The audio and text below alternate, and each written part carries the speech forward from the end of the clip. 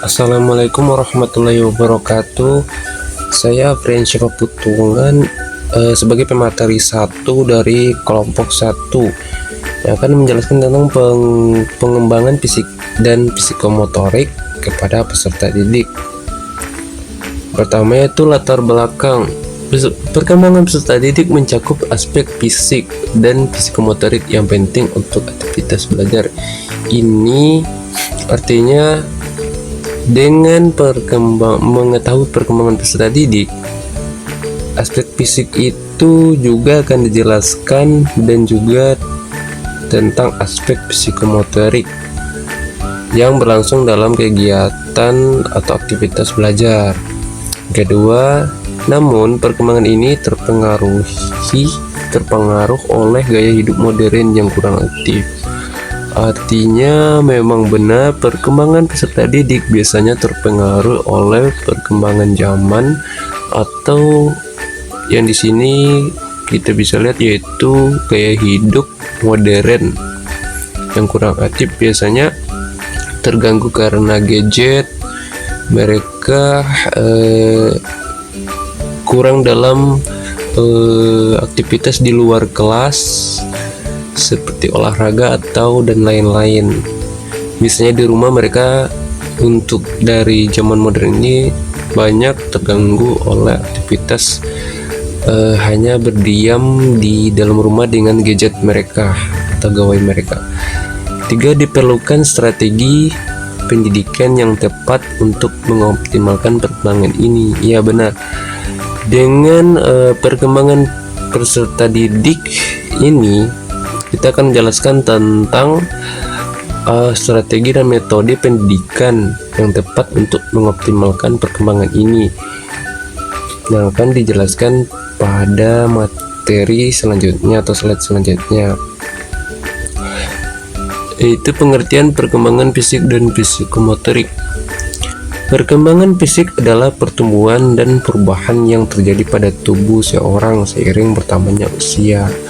Ya, di sini seorang peserta didik atau seorang manusia itu akan mengalami perkembangan fisik atau pertumbuhan fisik dan perubahan yang terjadi pada tubuh seperti tinggi badan, berat badan, apalagi ya, jumlah rambut, biasanya begitu kan. Dan juga akan terjadi seperti pertumbuhan fisik yang lainnya. Kedua, perkembangan psikomotorik adalah keterampilan motorik yang berkembang melalui latihan.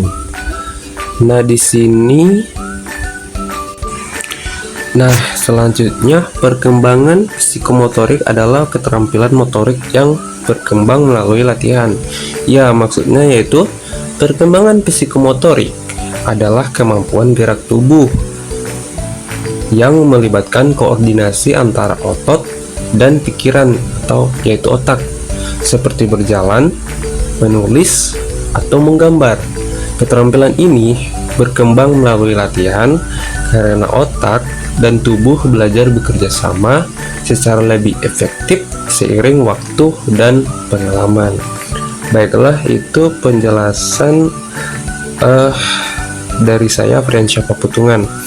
Selanjutnya untuk materi selanjutnya akan dijelaskan oleh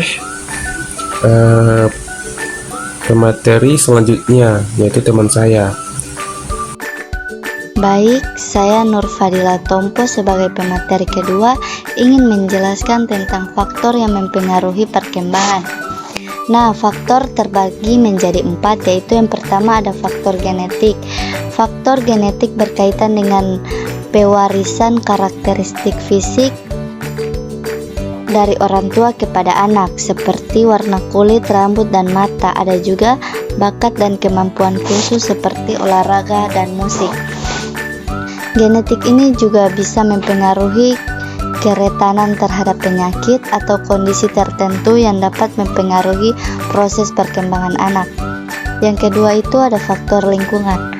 Faktor lingkungan sangat berperan penting dalam membentuk perilaku, sikap, dan kemampuan anak.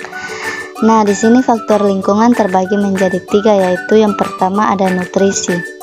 Nutrisi yaitu gizi yang cukup penting untuk pertumbuhan fisik dan perkembangan otak. Yang kedua itu ada pola asuh. Pola asuh yaitu cara orang tua atau pengasuh mendidik anak akan mempengaruhi kepercayaan diri dan kemandirian anak. Dan terakhir itu ada aktivitas fisik, yaitu kegiatan seperti bermain, berolahraga, dan eksplorasi membantu perkembangan motorik dan kesehatan fisik. Yang ketiga itu ada faktor pendidikan. Faktor pendidikan yaitu program pembelajaran yang mendukung pendidikan berperan dalam merangsang perkembangan kognitif dan motorik.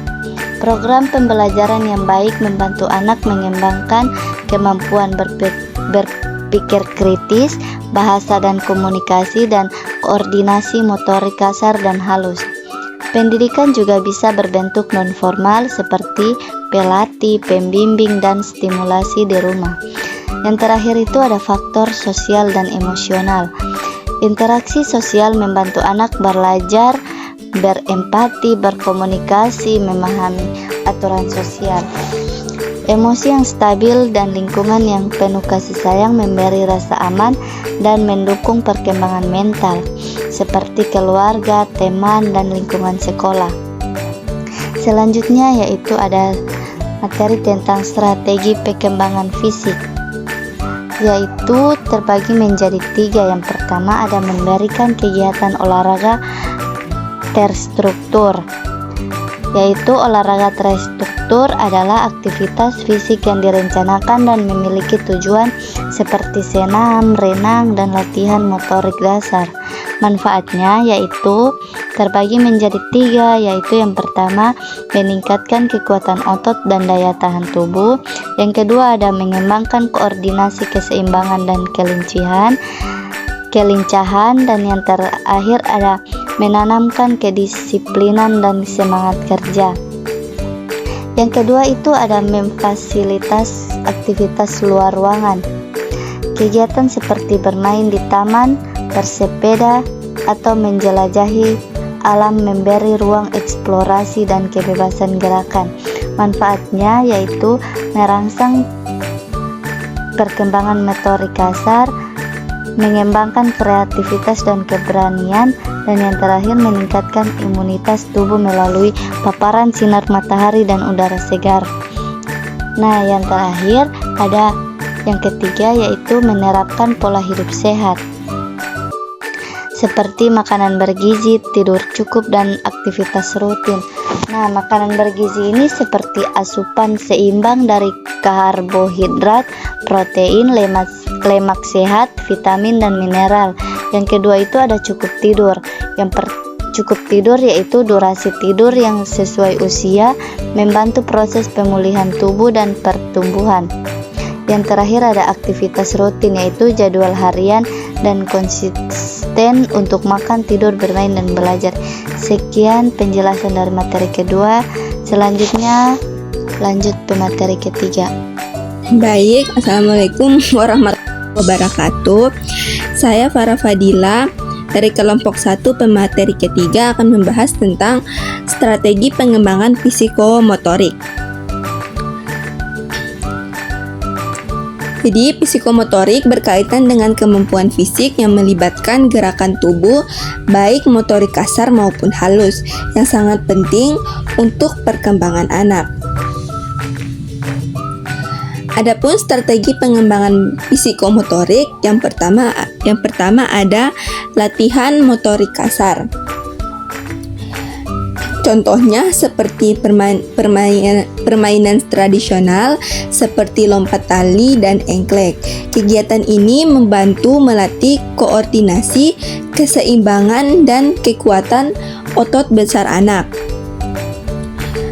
Dan yang kedua, latihan motorik halus. Latihan motorik halus ini berfokus pada gerakan kecil dan keterampilan tangan, seperti menulis, menggambar, dan bermain puzzle. Ini melatih ketelitian, kontrol otot kecil, serta serta koordinasi mata dan tangan. Dan yang ketiga adalah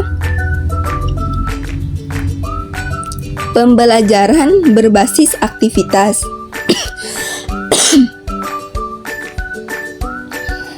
Yaitu mengintegrasikan gerakan dalam proses belajar.